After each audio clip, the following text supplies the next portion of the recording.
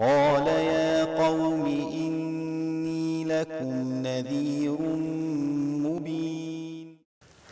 There are a number of narrations for this report, which is also narrated in At-Tahawi and by many others. Imam Ahmad says that Sulaiman bin Dawood, Prophet Sulaiman, the son of Prophet Dawood, went out to pray for rain. And he saw an ant lying on its back, raising its leg towards the heaven and saying, "O Allah, we are part of your creation. We cannot do without your rain and your provision.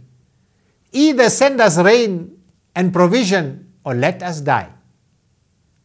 Sulaiman, the Prophet Sulaiman, as I've said previously, was able to understand the conversation of animals, said to the people, "Go back, for you will be given rain by the dua of someone else.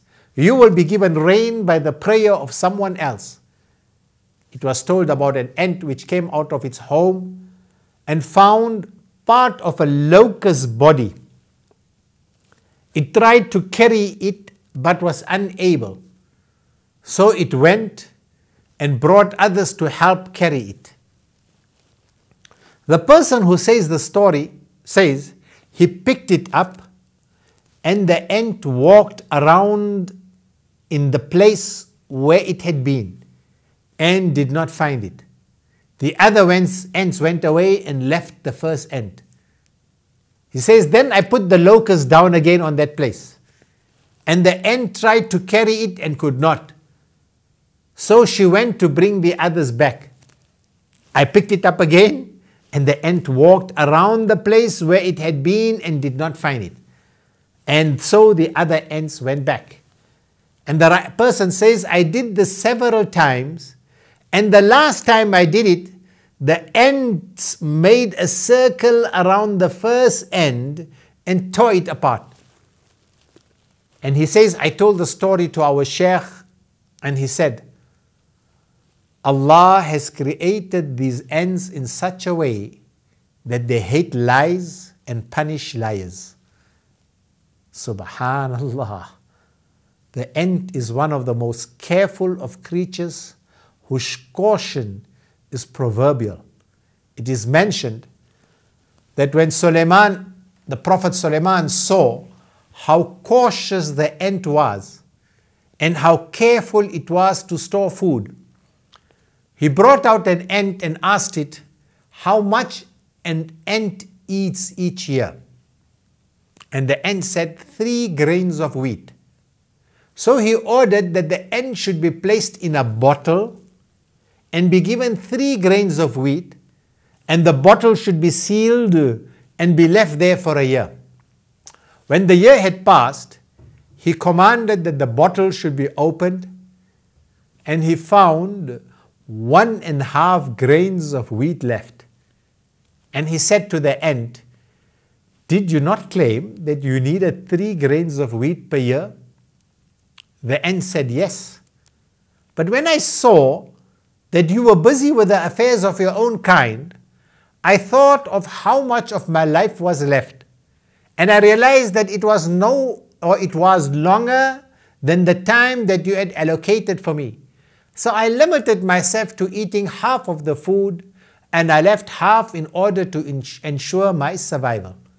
Prophet Sulaiman was impressed by how cautious the ant was, which was part of the guidance given to it.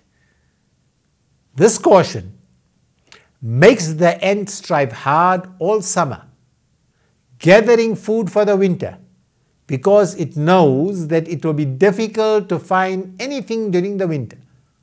Although the ant is small, it is very strong and is able to carry many more times more than its own body's weight and drag it to its home. Ants do not have a leader who is in charge, as is the case with bees, but they do have scouts who look for food. And if a scout finds something, it tells its companions, who all come out. Each ant works hard for the good of all, without stealing any grain to keep for itself. And among the wonders of the ant is that if a man wants to prevent ants from falling into honey, if he digs a hole and surrounds it with water, or fills a large vessel with water and puts that thing, the honey or whatever, in it, then an ant comes and cannot get to it. It will try to climb a wall and walk across the ceiling until it is above the thing, then it will drop onto it. Someone said they've tried this. A craftsman once heated a ring in the fire, then threw it on the floor to cool off. It so happened that some ants were trapped in the middle of the ring. The ants tried in all directions to get out, but the heat pushed them back. So they stayed in the middle of the ring, precisely in the center, which was the furthest point from the circumference. قال يا قوم إني لكم نذير